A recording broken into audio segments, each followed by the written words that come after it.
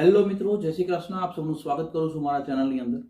Canada તરફથી એકદમ breaking news, mark મિલરનું નવું સ્ટેટમેન્ટ આવી ગયું છે. જે સ્ટેટમેન્ટ ખાસ જોવા જેવું છે. લગભગ તમે સોશિયલ મીડિયા પર આને નેગેટિવ સાઈડ જોઈએ છે, પણ હું તમને આની એક પોઝિટિવ સાઈડ બી કહીશ, જે આપણે આજે ડિટેલની અંદર એની અંદર બી વાત કરશું. પરંતુ એમાં જે એક સૌથી મોટી બે અપડેટ છે, એની અંદર ખાસ જોવા જેવી બે અપડેટની અંદર પહેલી વસ્તુ એ છે કે માર્ક મિલરે ક્લિયર અનાઉન્સમેન્ટ કર્યું છે કે જ્યાં આગળ જે LMI વાળા છે એના પોઈન્ટ્સ હવેથી તમને નહીં મળે, અથવા એની ડેટ જ્યારથી બી અનાઉન્સ થશે હું બને એટલી ટ્રાય કરીશ કે જલ્દીથી હું તમારી સાથે શેર કરું. અને બીજું એક અનાઉન્સ છે કે જે ફ્લેગ લોપિંગ્સ કહેવાતું હતું એ હવેથી કેનેડા એને બેર નહીં કરે, એ બી બંધ કરવા જઈ રહ્યું છે. અને માર્ક મિલરે ખાસ એના અનાઉન્સમેન્ટની અંદર આ વસ્તુ વાત કરી છે કે જ્યાં આગળ આ બંને વસ્તુ એઝ ઇફેક્ટ સાથે, અત્યારે કોઈ ડેટ એમણે અનાઉન્સમેન્ટ નથી કરી, પરંતુ બને એટલી જલ્દી અને IRCC જે રીતે ફાસ્ટ મૂડમાં છે એ રીતે કદાચ આ વસ્તુ જલ્દીથી જલ્દી રિલીઝ કરે, અથવા જલ્દી આ ચાલુ થઈ જશે. જ્યારે બી થશે બને એટલી ઝડપથી તમારી સુધી માહિતી પહોંચતી કરવાની કોશિશ અમે કરશું. પરંતુ પહેલાં આપણે આગળ આને ડિટેલમાં જોઈએ કે આની અંદર શું હવે તમારે સમજવા જેવી વસ્તુ શું છે, એ ખાસ જોવા જેવી વાત છે.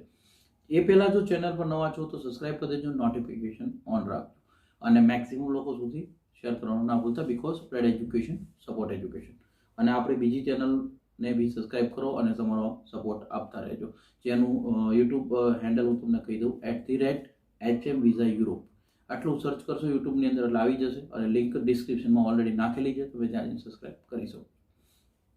હવે તો કે માર્ક મિલરની જો આપણે વાત કરીએ તો માર્ક મિલરે એમનું લેટેસ્ટ જે સ્ટેટમેન્ટ છે એની અંદર બે ટોપિક જે ખાસ તમારે જાણવા જેવા છે. સૌથી પહેલું તો જે લોકો LMI ના પોઈન્ટ્સ ક્લેમ કરતા હતા, હવે તમારા CRS ની અંદર, જે CRS સિસ્ટમની અંદર માનો કે એક્ઝામ્પલ કોઈની પ્રોફાઇલ પ્રમાણે 500 પોઈન્ટ થતા હતા, એ LMI જે એ સબમિટ કરે તો એની પ્રોફાઇલની અંદર 50 પોઈન્ટ મળતા હતા. 200 પોઈન્ટ બી મળી શકે, પરંતુ તમારો જોબ ઓફર લેટર જે LMI કરેલો છે એ તમારો O કેટેગરીનો હોય તો જ, મેનેજરિયલ લેવલ્સ કહેવાય છે, આ લેવલના હતા તો એ લોકોને 200 પોઈન્ટનો બેનિફિટ્સ મળતો હતો.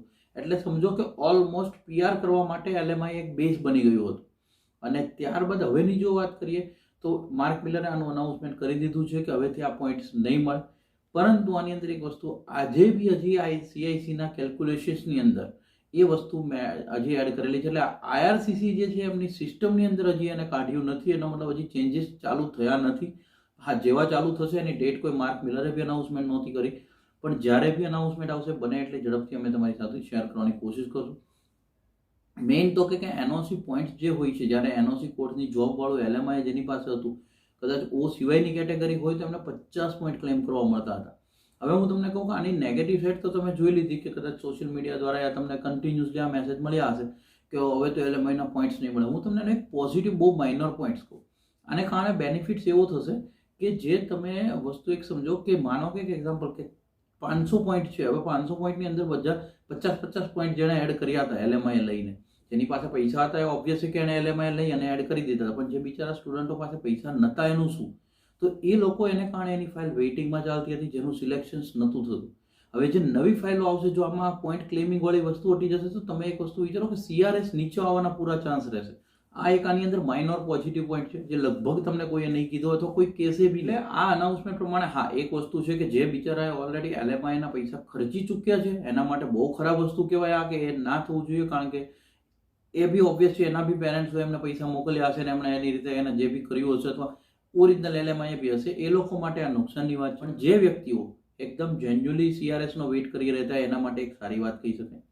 બીજી વસ્તુની કરું કે ફ્લેગ પ્લોપિંગની ઉપર બી માર્ક મિલરે કીધું છે કે જે ન્યૂ નિયમ છે એ લાગુ કરવાની અમે જલ્દીથી જલ્દી ટ્રાય કરશું. IRCC ફૂલ મૂડમાં છે કે આ વસ્તુ ફાસ્ટ રિલીઝ કરે, પરંતુ આની કોઈ ડેટ હજી માર્ક મિલરે અનાઉન્સમેન્ટ કરી નથી. ફ્લેગ પ્લોપિંગનું બહુ ઓછા લોકોને ખબર હશે કે નોર્મલી તમે સ્ટડી પરમિટ અથવા વર્ક પરમિટની જ્યારે વાત હોય તો આનું જે તમે ઓનલાઈન એપ્લિકેશન કરો એટલે એનું એક ડ્યુરેશન પ્રમાણે તમારે વેઇટ કરવો પડતો હોય છે.